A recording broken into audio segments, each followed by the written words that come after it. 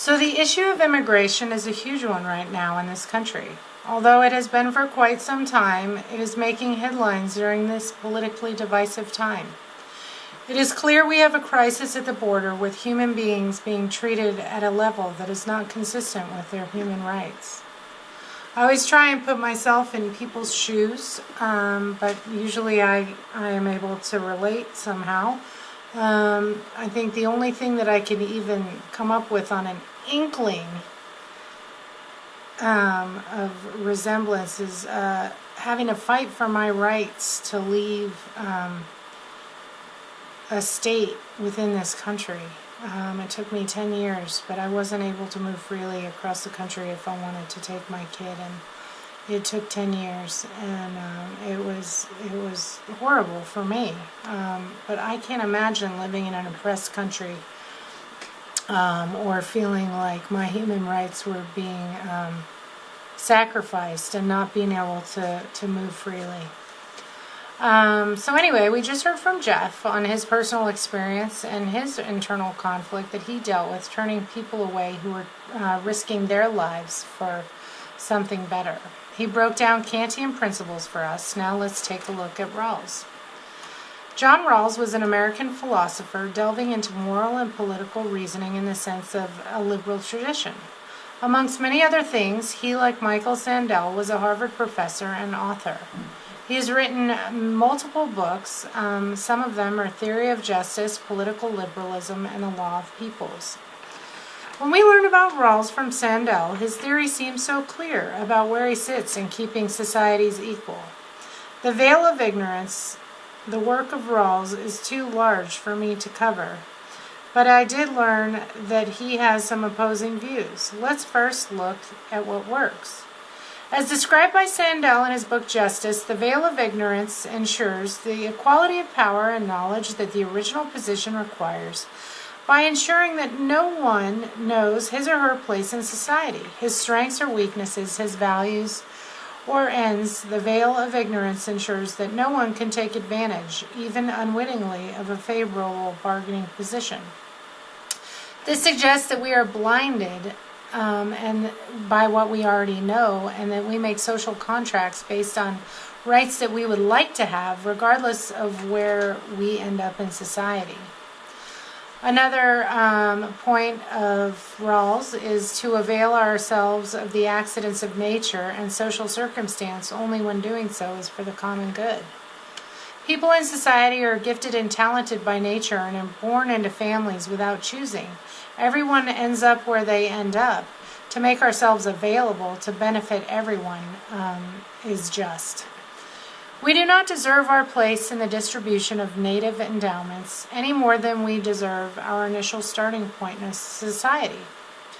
To me, Rawls is saying that we are not born into society by choice, but by mere happenstance. We are billions or trillions to one. What makes those in America any more deserving to live in America than those born in another country? In a study, the Johns agree, Rawls, Finnis, and Locke, on open immigration from Mexico to the United States, Garrett writes, everyone in the United States is an immigrant or product of immigration. Some people believe that humans originated in East Africa and that some came out of the Garden of Eden in Iraq. No matter the worldview, everyone in America, including Native Americans, is a product of immigration. So again, what gives Americans the right to be here over anyone else? So these three moral and ethical Rawlsian principles make so much sense to help people bridge the equality gap. As I read more about Rawls, I learned that these were his ethical values that played more into an individual society than when he touched on a more global perspective and immigration in his book, The Law of Peoples. His ideas were less clear and more opposing when it comes to immigration. In his study, Eyes Wide Shut, The Curious Silence of the Law of Principles on Questions of Immigration and Citizenship, Grover writes, in Rawls' eyes, unrestricted immigration opens up a society to a host of potential hostile outside influences which risk degrading the internal political character. This suggests that Rawls was against opening up individual societies to immigrants that were opposed to the societal cultural view. In researching more, it turns out his societal views of the need for equality struggle to meet the needs of global equality. I also found that he had opposing views when it comes to immigration and emigration. Rawls felt that immigration can be disruptive to a society if the people that are coming in have differing values. He suggested that it could actually harm a society. I personally don't feel that he was wrong when we're talking about coming across with ill intentions.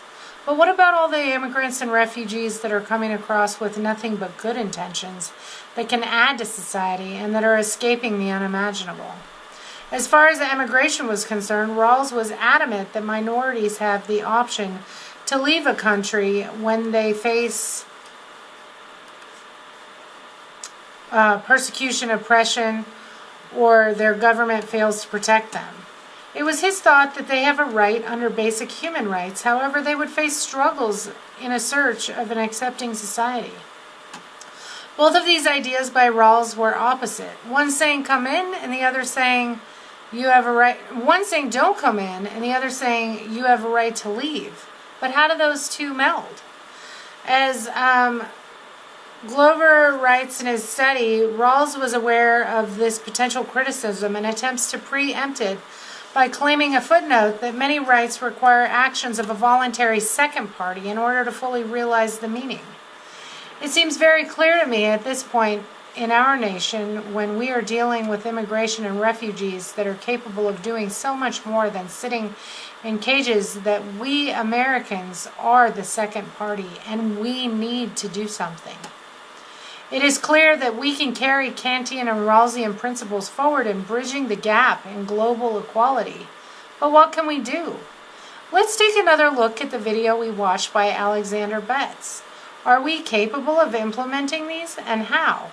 What current immigration laws and policies do we have, and what will we need to do moving forward?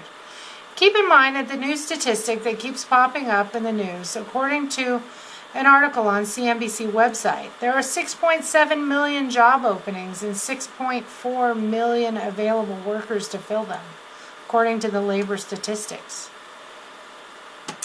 And I guess when you think about that, and you look at Betts, see how that quote fits in with his proposal. I'll leave you with a quote from the New York Times. Most of the people that are migrating are from Central America. It's not likely that they're coming over here to take anybody's job. They're just trying to save their own lives. Now, what can we do about it?